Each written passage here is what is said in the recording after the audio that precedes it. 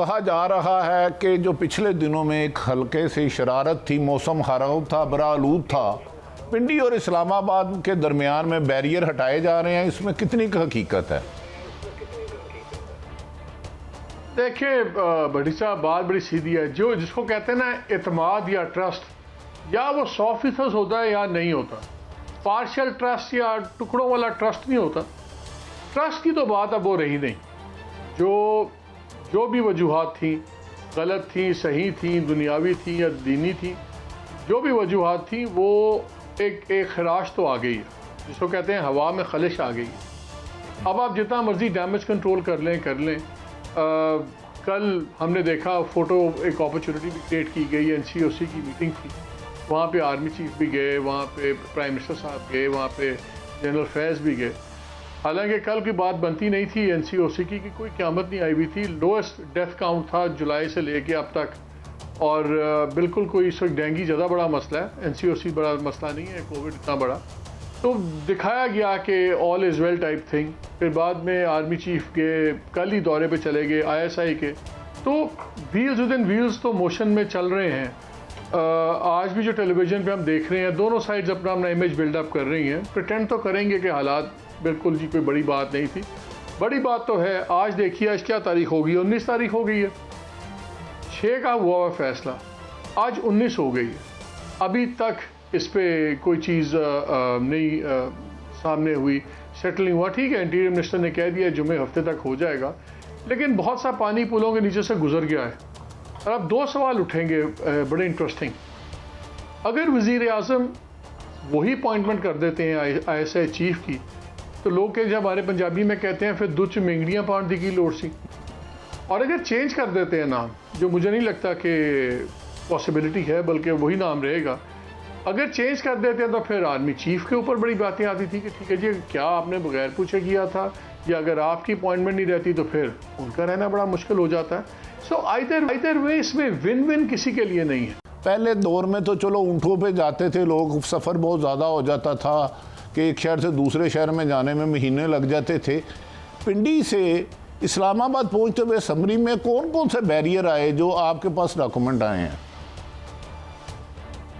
अच्छा भट्टी साहब, एक तो डॉक्यूमेंट चल के कभी भी नहीं आते। आप माशाल्लाह से उन चंद एंकर्स में से हैं जो कि बाकायदा रिपोर्टर हैं, और आपको पता है कि साल की मेहनत के बाद आप सोर्सेज कल्टीवेट करते हैं, और अभी भी डॉक्यूमेंट निकालने के लिए आपको ख़ुद जाना पड़ता है। दफ्तर में बैठ के आपको कभी भी चीज़ें नहीं मिलती, वो फिर किसी ना किसी का इंटरेस्ट होता है। दूसरा, आपने मौसम की बात की और पिंडी इस्लामाबाद के दरमियान बैरियर्स की, तो सिक्योरिटी सूरत हाल जो थी वॉर ऑन टेरर के बाद, ऑपरेशन रद्दुल फसाद के बाद काफ़ी बेहतरी आई पिंडी इस्लामाबाद में। एक वो दौर भी था जब काफ़ी ज़्यादा सिक्योरिटी बैरियर्स होते थे, और फिर जनरल कियानी का अगर फर्स्ट कमांड कम्युनिके आप उठा के देखें और उसके बाद से एक जो सिलसिला आप देखते हैं कि मुल्क में कदरे बेहतरी आई, और पिंडी इस्लामाबाद के दरमियान वाकई बैरियर्स होते थे, सिक्योरिटी बैरियर्स काफ़ी होते थे, वो सब तमाम के तमाम रिमूव हो चुके हैं। और इस वक्त अनलेस के कोई स्पेशल ओकेजन हो, उसके अलावा बैरियर्स नहीं आते। जहाँ दूसरी आपने बात की कि जिस समरी को इतना टाइम क्यों लगा, तो बाकायदा तौर पे कल ये इतलात आई, आपने भी, आपके चैनल पे भी चली, और बतौर प्रेसिडेंट आपने वो ख़बरें क्लियर भी की कि जनाब वज़ारत दिफा ने समरी भेज दी है वज़ीर आज़म पाकिस्तान को। तो एक लीगल प्रोसेस है जिस किताब को आप कहते हैं कि आईन पाकिस्तान में बड़ा वाज़ेह है कि वफाकी हुकूमत आर्टिकल 90 और 91 के तहत किसके क्या इख्तियारात हैं। फिर आर्टिकल 243 उसमें बड़ा वेल डिफाइंड है कि सुप्रीम कमांड किसके पास है आर्म फोर्सेस की, जो प्रेसिडेंट ऑफ पाकिस्तान के पास है। और प्रेसिडेंट ऑफ पाकिस्तान कैसे काम करता है, वो आर्टिकल 48 के तहत काम करता है। और हुकूमत पाकिस्तान कैसे काम करती है, वो रूल्स ऑफ बिज़नेस के तहत काम करती है। और रूल्स ऑफ बिज़नेस में हर डिवीज़न, हर मिनिस्ट्री का एक बाकायदा तरीक़ाकार दिया गया है। तो अगर हुकूमत पाकिस्तान और अफवाज पाकिस्तान और आर्मी चीफ, आपको याद होगा एक दफ़ा नहीं मुतअद्दिद बार ये बात कह चुके हैं कि अगर पाकिस्तान ने आगे जाना है, अगर इस मुल्क ने तरक्की करनी है, तो हम सबको कानून को फॉलो करना होगा। देखें, अभी तक तो जो बलूचिस्तान में हो रहा है, अभी तक तो ये एक लोकल पॉलिटिक्स का सीन लग रहा है। और अगर इनकी रिप्लेसमेंट होती है और वो बाप के अंदर से ही होती है, फिर तो ये नज़र आ जाता है कि पॉलिटिकल वही है। क्योंकि इस तक उसका सिग्निफिकेंट इम्पैक्ट नहीं है। लेकिन जो बातें चलती हैं, देखें जी, पहले बलूचिस्तान होगा, फिर पंजाब होगा, फिर आगे बात जाएगी। गवर्नमेंट तो चल रही है because of support of the establishment, इसमें तो कोई शक है नहीं। और लेकिन जैसे अरशद एक बात कर रहे थे पहले, तो उस बात से मैं थोड़ा सा बात को आगे चला रहा हूँ कि अपोजिशन की सही कह रहे हैं कि ये तो अपनी गेमों में लगे हुए हैं। मुझे बताएं इस वक्त भी क्या आइडियल टाइम नहीं था रिज़ाइन करने का? गवर्नमेंट को अगर प्रेशर डालना हो वो उस पर रिज़ाइन की तरफ कोई नहीं आता। क्या ये आइडियल टाइम नहीं है पंजाब में वोट ऑफ कॉन्फिडेंस मूव करने का? लेकिन उस पर PMLN ठोके जौनसी है, नहीं मानती है।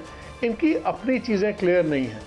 और ये जो सबसे बड़ा एडवांटेज है कि इमरान खान का एट हिज ओन लेवल बिल्कुल एक फ़र्क पड़ा है वन पेज पे, लेकिन क्या वो वन पेज एक्सप्लॉइट कर सकेगी अपोजिशन फुली कि नहीं?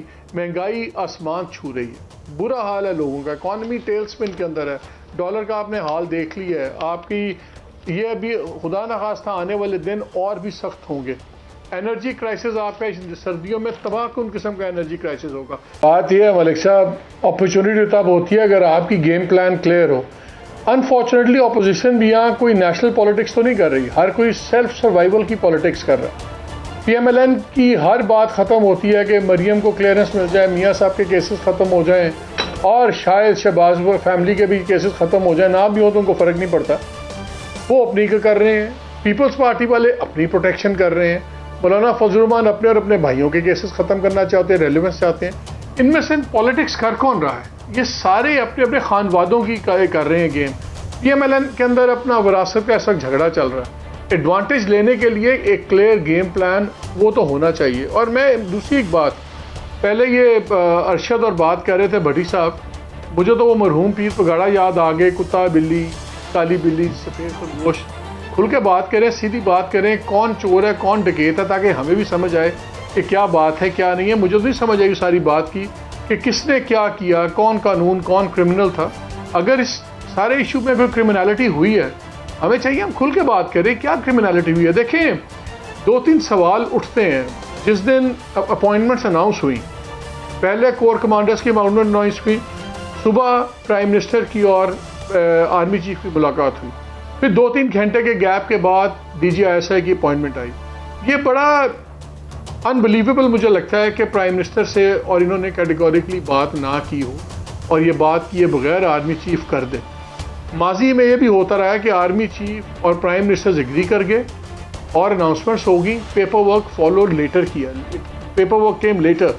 ये नहीं हुआ कि पहले समरी की उसके बाद अनाउंस किया। इस लेवल के ऊपर जब एक बार अंडरस्टैंडिंग हो जाती है, कहीं ना कहीं तो चेंज ऑफ हार्ट हुआ है। किसका हुआ है वो नहीं। और दूसरी बात, इस्लामाबाद में ये भी बात चल रही थी कि जी क्या बाजवा साहब को 2 साल और मिलेंगे कि नहीं मिलेंगे, 64 साल की उम्र वाली बात है। मैं एक सवाल करता हूँ आप सबसे भी, तो मेरे पास का जवाब नहीं है, अरशद भी है, कि अगर एक आर्मी चीफ, इन्होंने आमिर डोगर से खबर निकलवाई कि जी हमें वज़ीर आज़म ने बताया कि मैं चाहता था कि जनरल फैज़ जौनसी हैं 6 माह और रहें। एनालिस्ट ने कहा ये 3 दफ़ा वज़ीर आज़म रहा है और ये हर वक्त स्टैब्लिशमेंट से लड़ता है। इसकी ये हो जाता है 2-3 साल के बाद इसकी अपना एक पेज नहीं रहता। तो वही बात अब इमरान खान साहब पे भी आ गई है। तो मेरा पॉइंट ये है कि ये जो लॉ का है, तो दोनों तरफ से वो लॉ है, तो फिर कहाँ पे हम फंसे हैं? कहाँ पे टेक्निकली ऐसा इशू है कि जहाँ के मालिक साहब भी इसका जवाब, मालिक साहब तो जवाब देने की ज़्यादा बेहतर पोजीशन में, क्योंकि इन्हें काफ़ी करीब से पता है कि किस तरह से नून लीग की हुकूमत काम कर रही थी। इमरान खान साहब जब आए थे, उन्होंने एक बात बड़ी वाज़े की थी कि हम नया पाकिस्तान बनाएंगे। नया पाकिस्तान में पुराने पाकिस्तान की मिसालें शायद उतनी रेलिवेंट या वैलिड नहीं रहेंगी, और जो पुरानी तारीखी लेंस से आप मौजूदा नए पाकिस्तान मालिक साहब आप जवाब दें। आज अरशद शरीफ साहब तो हमारे साथ शरारत करने के मूड में हैं, हालांकि नए पाकिस्तान में शायद साहब देखें जो आपके पास आईनी बुक है ना, नए पाकिस्तान में अभी उसमें अमेंडमेंट नहीं हुई। नए पाकिस्तान में नए चेहरे जरूर आए हैं, लेकिन आइन वही है। मालिक साहब प्लीज आप रहनुमाई फरमाइए। मलिक साहब जो बात कर रहे थे, सारा मुद्दा ये है कि जी मसला हुआ क्या। कानून तो बड़ा सिंपल है, एक पैनल जाता, 3 नाम होते, उसमें से वज़ीर आज़म एक चुन लेते। हुआ क्या, हमने देखा आर्मी चीफ गए, वज़ीर आज़म को मिले, वापस आए, अनाउंसमेंट्स हो गई। सब ने अज्यूम किया कि अच्छा ज़बानी कलामी बात हो गई है। जब PM हाउस के रवैये से पता लगा कि जी शायद ये बात नहीं हुई भी, ये एक बहुत बड़ा क्राइसिस है कि किसने गलत किया। क्या प्राइम वज़ीर आर्मी चीफ ने ठोंसना चाहा एक बंदा उन पे और वज़ीर आज़म रिएक्ट कर गए। जितना बाजवा साहब जानते हैं आर्मी जी इनको तबीयत को इमरान खान की शायद आप और मैं भी नहीं जानते होंगे। वो डेली बेसिस पे डील करते हैं, हर हफ्ते में एक आधी मुलाकात टका देते हैं। उनको ही पता है कि इमरान खान किस किस्म के आदमी हैं कि उनको वो बुलडोज नहीं कर सकते। इसलिए अगर कुछ हुआ है तो ये इतना सिंपल प्रोसीजर लैप्स नहीं है। एक चीज़ बड़ी क्लियर है कि दोनों में से एक ऑफिस हमें पूरी बात नहीं बता रहा, या वज़ीर आज़म हाउस या वज़ीर आज़म ऑफिस रादर का इरादे में कोई तब्दीली आई है डेट्स की या व्हाटएवर, या इधर से इन्होंने पुल फास्ट वन किया है। कोई कुछ तो है जिसकी पर्दादारी है। 30 सेकंड, आप क्या समझते हैं मरियम नवाज और शहबाज साहब के दरमियान कुछ इख्तलाफत हैं कि नहीं? मुझे पता है आपने प्रोग्राम पे जाना है, मेरा दिल तो नहीं करता आपके लिए खुदाफिज करें, लेकिन सर लास्ट कमेंट्स दे दें।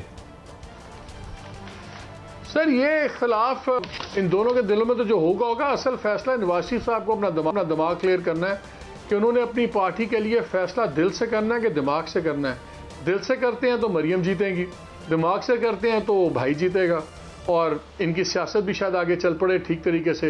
ये फैसला मियाँ साहब का है, लेकिन तारीख बताती है कि बड़े बड़े हमने बादशाहतें और ख़ानदान गिरते देखे हैं जब बड़े बड़े सख्त फैसले